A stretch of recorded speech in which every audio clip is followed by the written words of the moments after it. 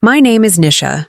I'm 32 years old, and today I have money in the bank, multiple income streams, and something I didn't have for a very long time, peace of mind. But 3 years ago, my life looked completely different. I was hiding credit card bills because I was too scared to open them. Every time my phone rang, I wondered if it was another creditor, and every time I checked my bank account, I felt a knot in my stomach. When I finally added everything up, the number hit me like a truck. Nearly $100,000 in debt, student loans, credit cards, a car payment I couldn't really afford, and years of telling myself I'd deal with it later. I was earning around $38,000 a year, and every month felt like a fight just to stay afloat. I wasn't living, I was surviving. If you're watching this right now with debt hanging over your head, I want you to know something. The situation may be serious, but it is not hopeless. When people ask me how I got out, I don't have to guess or repeat advice I found online. I lived through it. Today I'm going to show you the roadmap that changed my finances over the next 12 months. Not a magic trick. Not a get-rich-quick scheme. Just practical steps that helped me go from overwhelmed and drowning to finally feeling in control again. The first thing I learned is that debt is not proof that you're a failure. Millions of people carry debt, but the problem is that most people attach shame to it. I did too. That shame kept me stuck because every time I thought about my finances, I wanted to avoid them. Everything changed when I stopped treating debt like a character flaw and started treating it like a problem. Problems can be solved because problems have solutions. One Sunday afternoon, I sat down and opened every account I had. Every credit card, every loan, every statement, every balance. No excuses, no hiding. Just numbers. I wrote down my income, expenses, assets, and debts. Seeing nearly $100,000 staring back at me was painful, but it was also the moment I felt relief because for the first time, I knew exactly what I was dealing with. Most people stay trapped because they're fighting an invisible enemy. You can't build a plan around guesses. You need facts.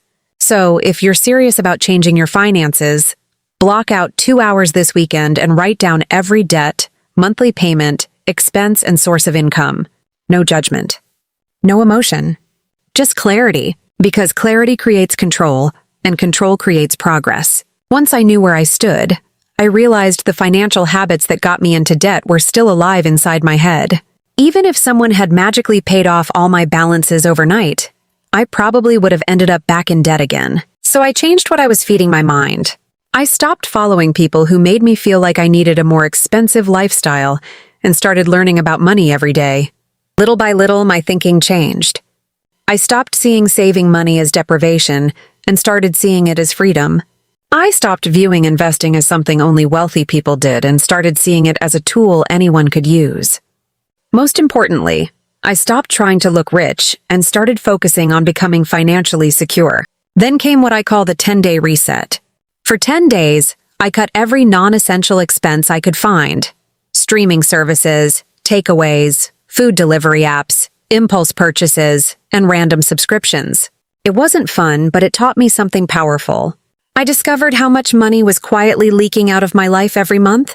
By the end of those 10 days, I had saved far more than I expected. But the biggest benefit wasn't the money, it was the confidence.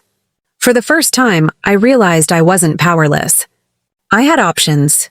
But here's where most people make a mistake. They focus entirely on cutting expenses. The reality is there's a limit to how much you can cut, and eventually you hit a wall. That's when I realized if I can't save my way out, I have to earn my way out. At first, I thought I had no valuable skills, but I discovered I already had skills businesses pay for: communication, organization, problem solving, marketing, and customer service. So I started freelancing small social media work for local businesses. The first month brought only a few $100s. But it proved something important. Money doesn't have to come only from a job. A few months later, my side income grew, and every extra dollar went straight to debt. Then, an unexpected expense hit, and old me would have used a credit card. But this time I didn't panic because I had a small emergency fund. That changed everything. No debt spiral, just breathing room. I realized an emergency fund isn't just savings, it's protection. As my debt decreased, I stopped feeling desperate. And when you're not desperate, you think long-term. So I invested in myself, courses, skills, growth, and my income and confidence both increased. Then came investing. Not hyper gambling, just consistent investing into index funds and retirement accounts. Because wealth isn't built in one big move, but through thousands of small ones repeated over time. One payment, one skill, one client, one investment. Today, I don't panic about bills or fear my phone ringing. That peace is worth more than any number in a bank account. If you're in debt, don't try to fix everything at once, just start with one step. Sit down, write your numbers and face reality, because that's where everything changes.